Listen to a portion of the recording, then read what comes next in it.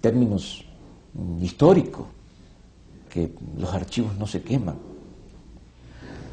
Cuando se observa la vieja máxima del presidente Johnson de los Estados Unidos, de hacer de la política el lugar donde el camino más corto entre dos puntos es un túnel o un laberinto, y quien piensa eso y lo pone en la práctica se extravía en el túnel, que creo que es lo que le pasó a él.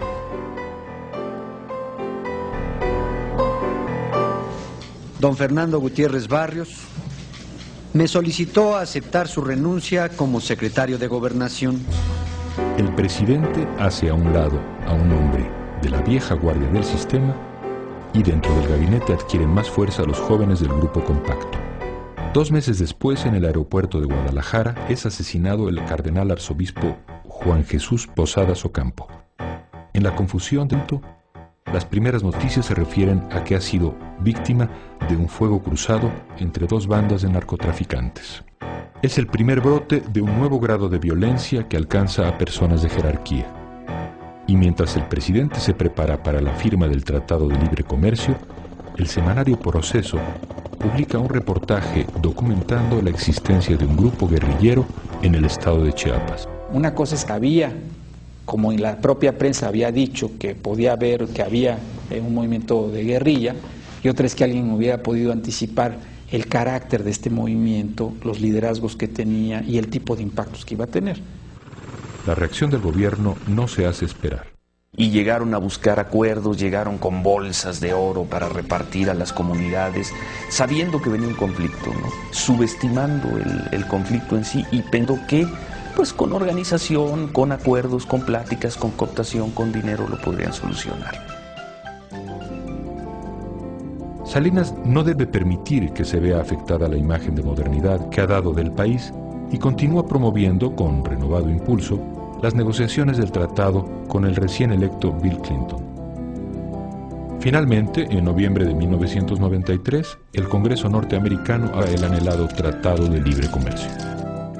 Hoy es más fuerte la patria porque así la habremos de heredar a nuestros hijos y a los hijos de nuestros hijos.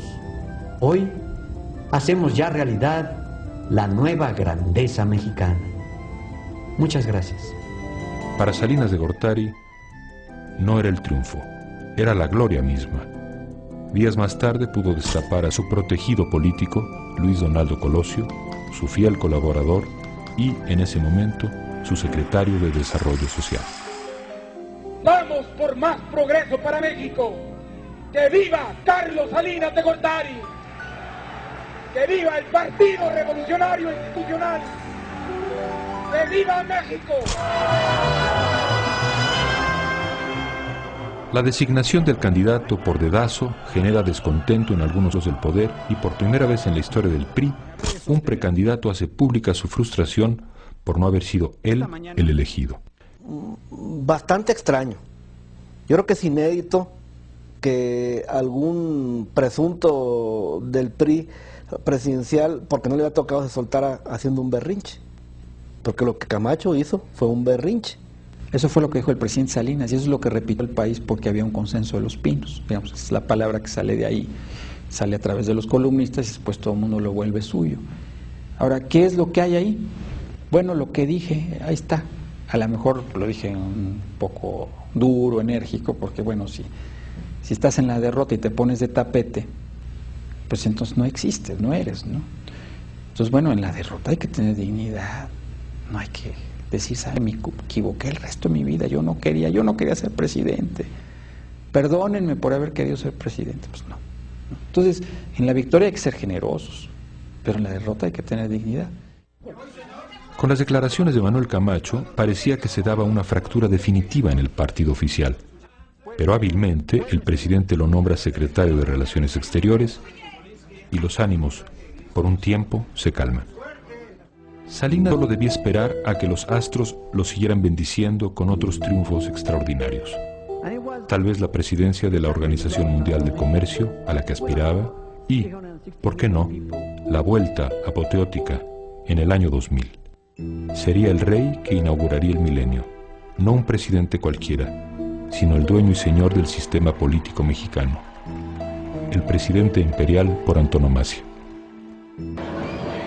Pero como a Porfirio Díaz en 1910, tras las fiestas del centenario, la historia deparaba a Salinas, mientras celebraba el Año Nuevo, una sorpresa increíble.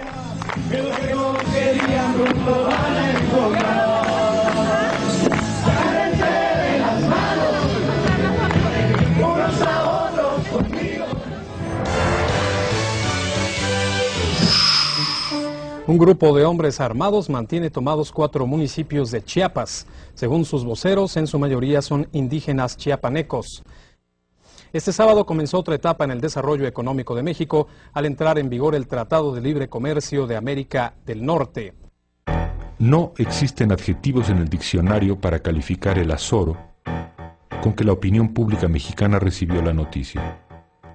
Una rebelión en México en tiempos del Tratado de Libre Comercio al final del siglo XX, impensable.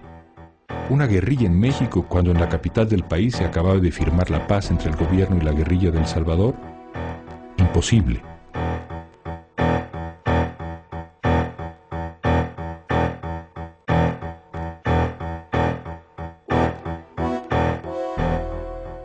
Profesionales de la violencia, nacionales y un grupo extranjero, ajenos a los esfuerzos de la sociedad chiapaneca, asestaron un doloroso golpe a una zona de ese estado y al corazón de todos los mexicanos.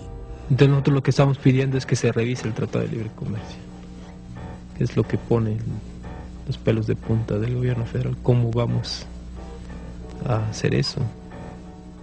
¿Cómo va a venir a mí a decirme un indígena, si siquiera sabe hablar español, que el proyecto de mi sexenio no lo tomó en cuenta, más que para hacerle un ataúd en el mejor de los casos, o ni siquiera eso? El hecho de que un levantamiento en Chiapas estuviera 5 días en la primera plana del New York Times o en la noticia 1, 2 o 3 de las principales cadenas de televisión de los Estados Unidos, bueno, eso cambia todo, porque eso provoca consecuencias en la economía, provoca consecuencias en los Estados Unidos, provoca consecuencias en México.